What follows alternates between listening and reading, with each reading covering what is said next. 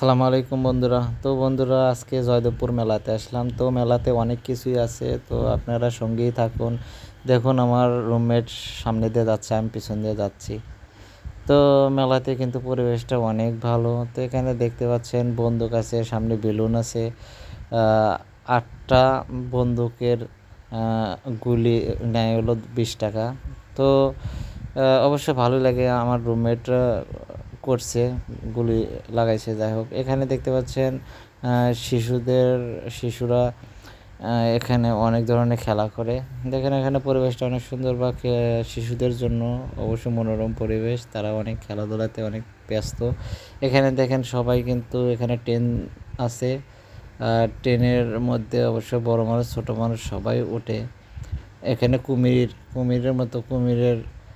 কুমিরের মতো সিস্টেম করছে, কিন্তু পরিবেশটা কিন্তু অনেক ভালো, বা সবাই বড় মানুষ ছোট মানুষ সবাই উঠে থাকে, এনজয় করে।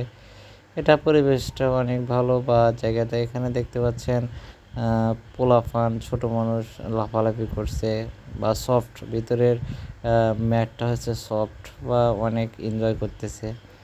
এখানে কিন্তু পোলাপানের জন্য কিন্তু পারফেক্ট জায়গাটা। এখানে দেখতে পাচ্ছেন নৌকার মতো, এখানে বড় মানুষ ওঠে, ছোট মানুষ ওঠে না, কারণ অনেক ভয় পাবে, এখানে অনেক উপরে ওঠে। যাই হোক, পরিবেশটা এখানকারও অনেক ভালো। বা এখানে আরেকটা পার্ট দেখতে পাচ্ছেন, নাগরদোলা, যেটাতে আমি উঠেছি, আমারও ভালো লাগে নাগরদোলাতে উঠতে।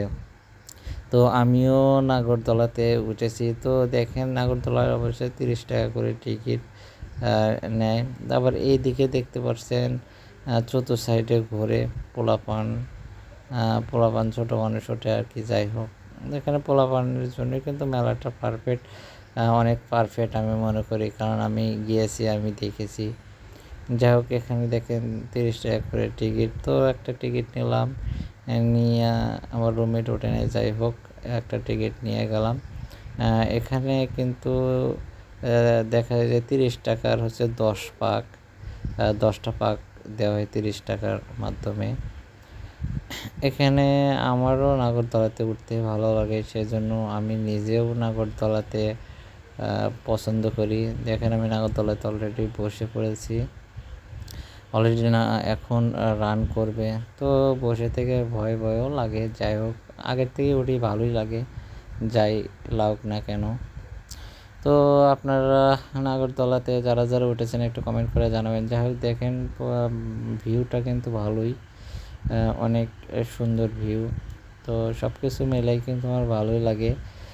যাই হোক, এখানে আসছি, আমার রুমমেট খাওয়া দাওয়া করতে আসছে। যাই হোক, খাওয়া দাওয়া করে কিন্তু অনেক কেনাকাটাও আছে, সেগুলোও কিন্তু কেনাকাটা করে কিন্তু তারপরে বাসায় ফিরছি। যাই হোক, আমি খাওয়া দাওয়া করেছি, খাওয়া দাওয়া রুমমেটও করতেছে। যাই হোক, খাওয়া দাওয়া করে কিন্তু আমরা বাসায় আসতে অনেক লেট হয়েছে। তো খোদা হাফেজ, নেক্সট আরেকটা ভিডিও পাবেন।